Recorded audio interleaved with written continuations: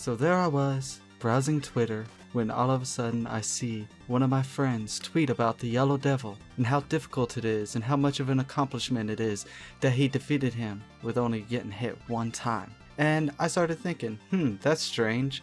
That's the Nintendo Switch outline. Oh shit, Megaman is on the Switch Online. So I go and look at it, and it's the Wily Wars, which is a 16-bit remake of the original 3 Mega Man games. So I'm like, great, now I need to torture myself playing through these games so that I can talk about them.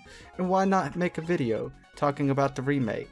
So to begin with, Mega Man The Wily Wars is a 16-bit remake of Mega Man 1, 2, and 3 for the Sega Genesis.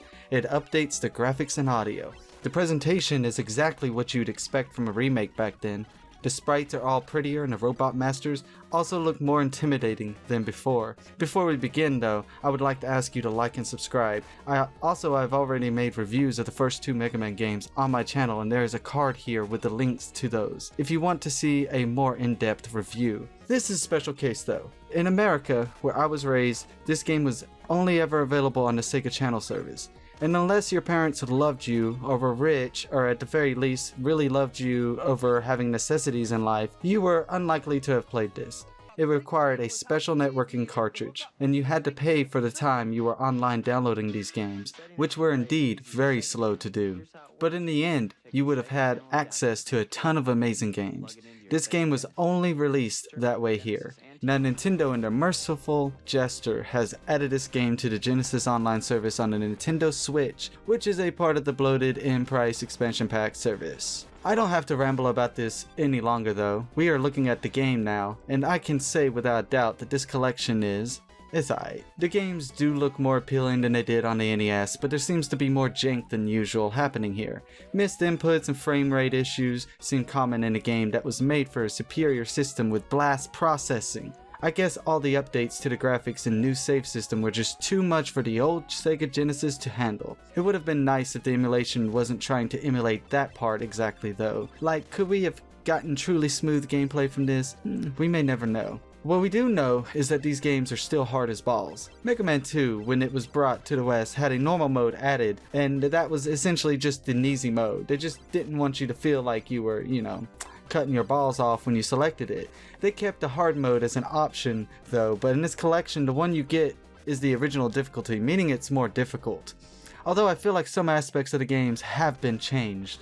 I work off of muscle memory, and it had been a while since I ran through these games, but these mostly attempt to be close to the original in a way that didn't give me too much trouble while still feeling new. So here I am, running through the games and living my best life when I realized something. Capcom really missed an opportunity by not releasing this game here in the US. Like, they thought the pull of the Mega Man collection was enough to pull customers to the service alone, but they would have had a lot more success from this release if they just kinda gave us a physical release. Something you just gotta understand about Mega Man though, and his countless sequels, spin-offs, and sports titles, is that these games are hard. If Mega Man had a middle name, it would be Jank. Mega Jank Man.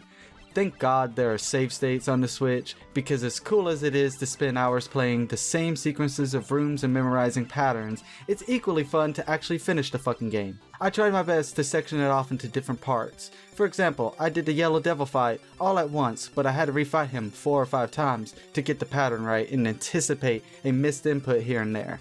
My point is that cheating is perfectly fine in a video game as long as you suck at it and aren't online competing with others. As janky as the games can be, it's still fun. In the Nintendo and in all of the re-releases that I played of the games, the response of the inputs seemed to actually make sense. Even though the game was slowed down, it still wasn't eating your inputs. Instead of slowdown, this game feels like it just stutters and loses frames while always maintaining a similar speed. I'm not the smartest person in the world, but I can tell a game is unfairly eating my jumps over and over and over again. Like, who playtested this back in the day and just thought, well, it's good enough.